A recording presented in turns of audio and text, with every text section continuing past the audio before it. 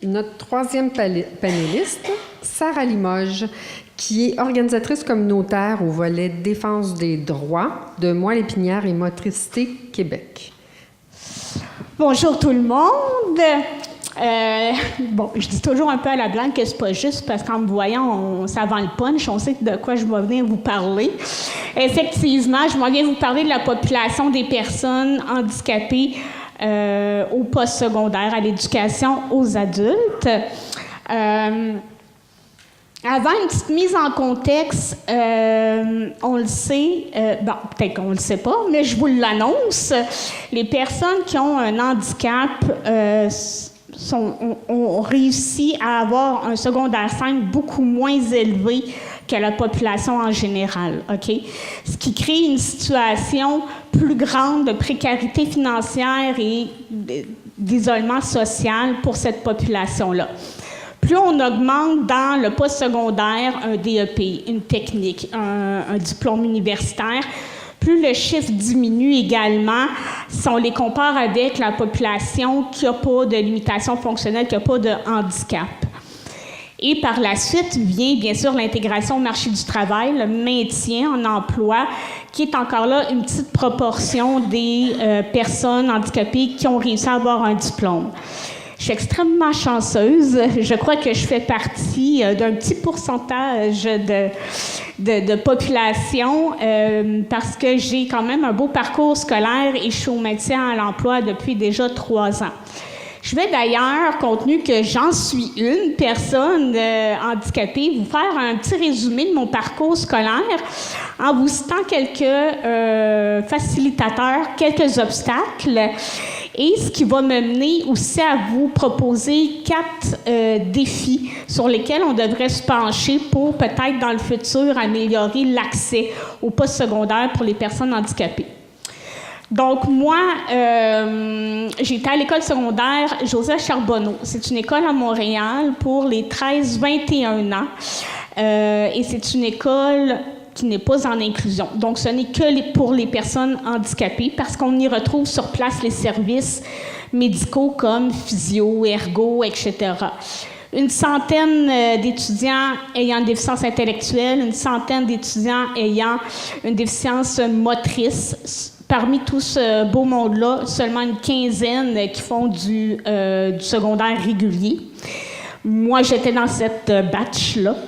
Et ce qui m'a, par contre, mené à terminer mon école secondaire à 21 ans. Ce qui est assez tard, quand même. Au cours de ma dernière année à l'école Joseph Charbonneau, est venu le temps de faire un choix pour la suite. Il faut savoir que moi, j'avais la capacité de santé, j'avais la capacité intellectuelle et j'avais aussi l'ambition d'aller faire du post-secondaire. Là est venue l'offre de service qui s'offrait au post-secondaire en fonction de mes intérêts, moi, Sarah Limoges, comme individu, en fonction de mes capacités, de mes limitations, des offres après sur le marché du travail. Ce fut un beau casse-tête et c'est pourquoi j'ai été faire une technique en travail social par la suite au Cégep Marie-Victorin. Cégep Marie-Victorin, le choix est assez simple. C'était le cégep qui était le plus accessible architecturellement pour mes besoins à moi.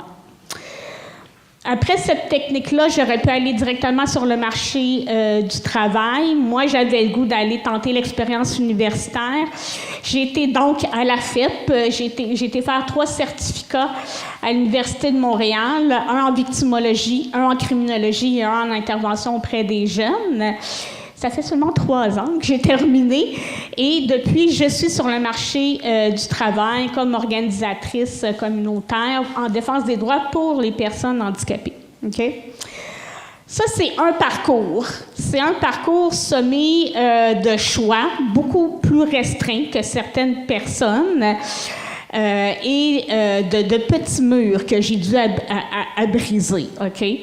Ce qui me mène à 4 défis que j'ai rencontrés et sur lesquels je pense qu'il est important pour l'ensemble. Là, je représente une personne handicapée, mais pour représenter l'ensemble des personnes handicapées à l'éducation aux adultes, je pense que ce sont 4 pistes de réflexion à se pencher. D'une part, il y avait l'offre de service. Moi, j'étais en sciences sociales, me disant que ça allait être accessible. En technique, c'est bien. Il y a plusieurs offres de techniques en sciences sociales. J'ai pas pu aller en éducation spécialisée. Il y avait des cours en intervention physique, maîtriser quelqu'un. En loisirs, c'était du déplacement de matériel, etc. C'est imposé à moi le travail social. L'université, tu as plus de portes. Par contre, pour en connaître plusieurs et pour en représenter plusieurs, quand tu t'en vas faire un DEP, parce que tu n'as pas la capacité ou l'ambition de faire des longues études universitaires, vient la menuiserie, être électricien, plein de belles jobs manuels. Donc, vient sur le marché au DEP une très petite offre, comme le secrétariat et la comptabilité. Donc, si tu veux faire un DEP, je barre un peu épais, mais c'est quand même pas tant que ça. Donc, si tu veux prendre, par exemple, le DEP au secrétariat, quelle école le donne? On y va. Bon, là, on se bute au deuxième enjeu, l'architecture. Les écoles, architecturellement parlant, sont extrêmement difficiles. Les escaliers, il y a un cours d'informatique au deuxième, il n'y a pas d'ascenseur, tu ne peux pas venir ici. Les toilettes, les classes, à l'université, c'est des auditoriums qu'il faut descendre des paliers. Allô, je suis en haut, venez me porter mon examen. Donc tout ce point de vue-là aussi est un mur à briser quand on est une personne handicapée à l'école. Maintenant qu'on a fait notre offre de services, notre choix de programme, on a une école adaptée. Est-ce qu'il y a des services et des programmes alentour de ça qui vont nous faciliter la vie?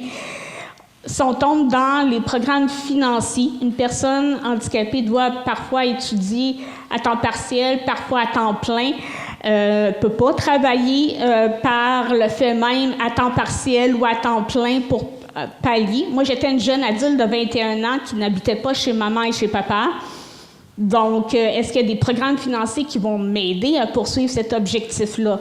Sans ça, et pour en connaître quelques-uns, on abandonne. Si on ne peut pas avoir les outils pour entamer ce long processus-là.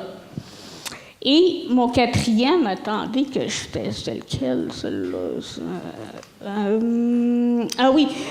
Et le quatrième, bien que je m'éloigne un peu du parcours de l'école, bien après, j'ai tout brisé ces murs-là. J'ai travaillé très, très fort. Maintenant, je dois aller travailler. Qu'est-ce qui s'offre à moi?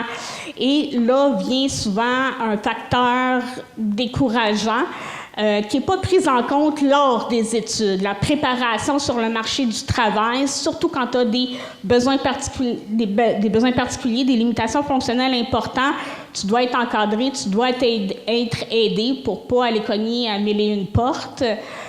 Et te décourager.